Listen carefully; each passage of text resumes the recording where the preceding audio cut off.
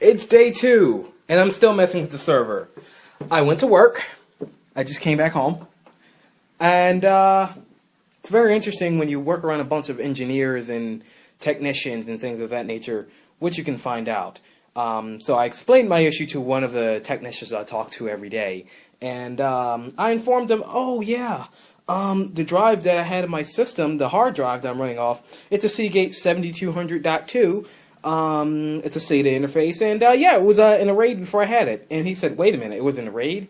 He said, usually the first bit of the drive or something like that usually makes it an unusable drive in a sense. He said it doesn't matter how many times you format it, it's not going to work as a boot drive.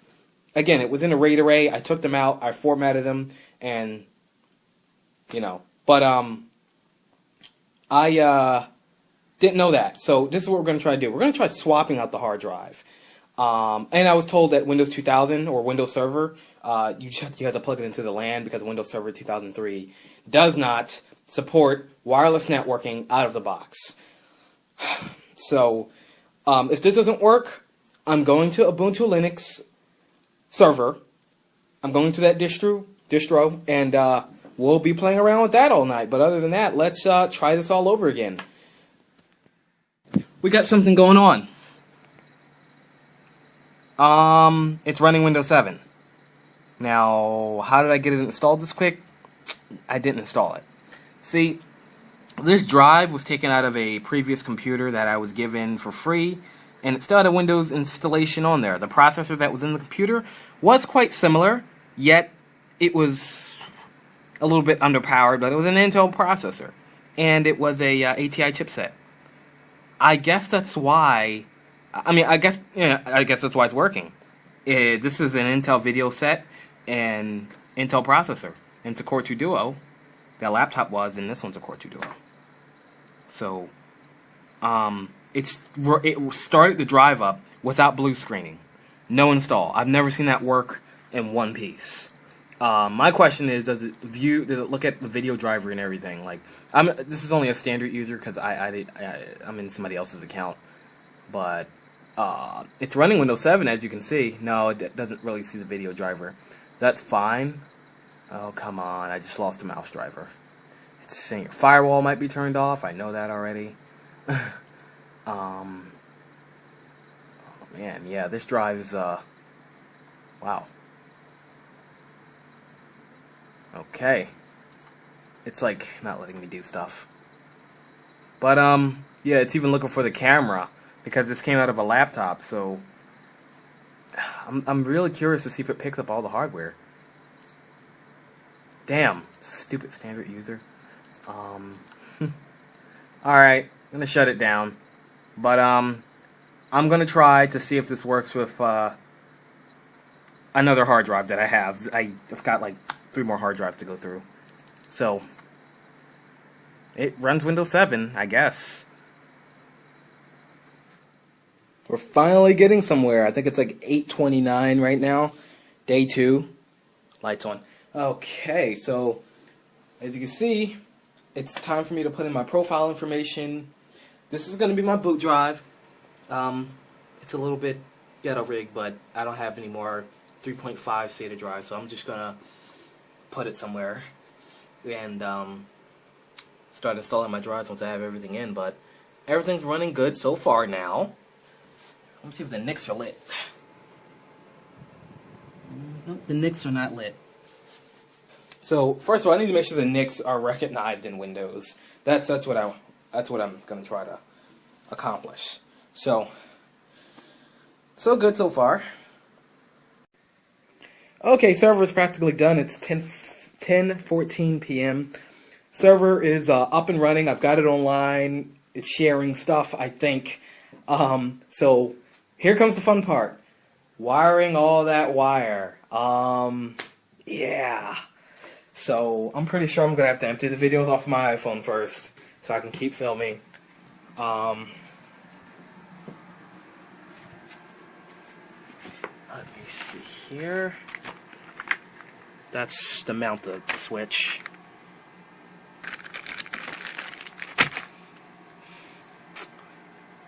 Okay, What am I looking for? Oh, they're in there. The little hooks, command hooks. So I'm going to go line those up across this wall here. And then they're going to go in here and it's going to loop around and whatever. So I'm gonna hook up the Ethernet wiring, all 150 feet of it, and let's hope for the best. All right, well, we got the Ethernet cable, and I'll straighten it up, you know, whenever I can straighten it up. But I hope I have enough, because I don't want to have to pull all this back. But it seems to be enough, and the server's going to be sitting right here, so, but yeah, I have the Ethernet cable. It'll be tucked up against here, and then it'll just run straight to there. Stepping on everything. But it's running here, running up here. I actually put it on the other side because it was easier, and I'll show you why. So, running here, here. Okay, over there, down here, and then it goes into my room, which goes behind the sofa, and then it's gonna go under my desk, and then to my tower, and oh, not even to my tower. It's gonna go to this switch here. It's gonna go to that switch. Then that switch will provide internet for anything. I should have got a router, but I don't think that's necessary because I'm getting files. So I'm nearly done the setup of this thing, and once I have the wiring complete, and the thing is, I haven't even tested the wiring yet. I don't even know if that wire transmits or not. So transmits or receives. So I can't wait to see how fast it is, and this is going to be so much fun when I have this up and running. So alright, and by the way, it's like 10:41. Let me see. I can't bring down the time on my phone. But anyway, I'm going to continue wiring this up and hope for the best. Got our Ethernet cable. Autofocus, please. Oh, whatever. Got our Ethernet cable. We're going to plug it into the server. This is the one I wired. And you see it's got 2 NICs on the back. Okay. We're going to go to the other location. And, alright, we're going to take ourselves off of wireless. We have no connection. Alright, now I'm going to plug in my side over here and hope for the best. Okay, where's my... Alright, I already have a black one in here because I have one... wait. Okay, it's a tight spot back here. I'm going to use the camera as my... Okay? Are we online?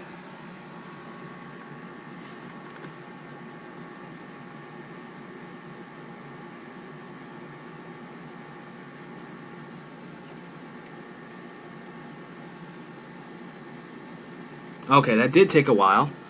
Come on. Alright, give me just a second so I can see what's going on. Okay, it's working, the internet, but I went to go test speed, and we're just going to copy, let me get something. Let's say I copy my entire television folder, a movies folder.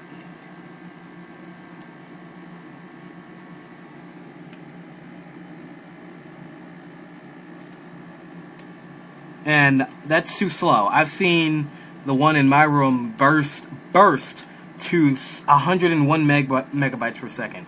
So I'm just going to check the drivers on the other end. I'm going to install the Intel drivers, and hopefully this takes off. I'm just using generic drivers for now, but I'm going to go get the real drivers and see where we go with this.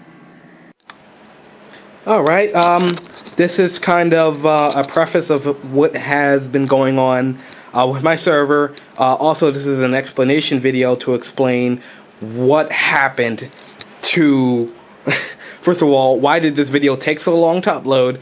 And also, why was I talking about at the beginning of the video RAID array, and I was talking to an engineer? I'll explain all that. I took out some clips, and this will explain it all. So, when I first decided to build the server, I didn't want to use anything that was going to take me a while to learn. For example, Linux. I work around a lot of, computer technicians, and a lot of them have a hell of a lot more experience than me. And a lot of them have experience with Linux. Linux to me is a black screen with a cursor blinking on it. That's what I see Linux as. Even the new, the ones with the graphical user interface, like Ubuntu server and Debian. I think Debian is a black screen with a cursor blinking on it. Basically, any operating system that I have to learn all over again, I don't have the time for it. I don't feel like learning the operating system. In a nutshell, it sounds really wrong. Really wrong. That's bad grammar on my part, but that's how I felt when I first built the server. So I said, you know what?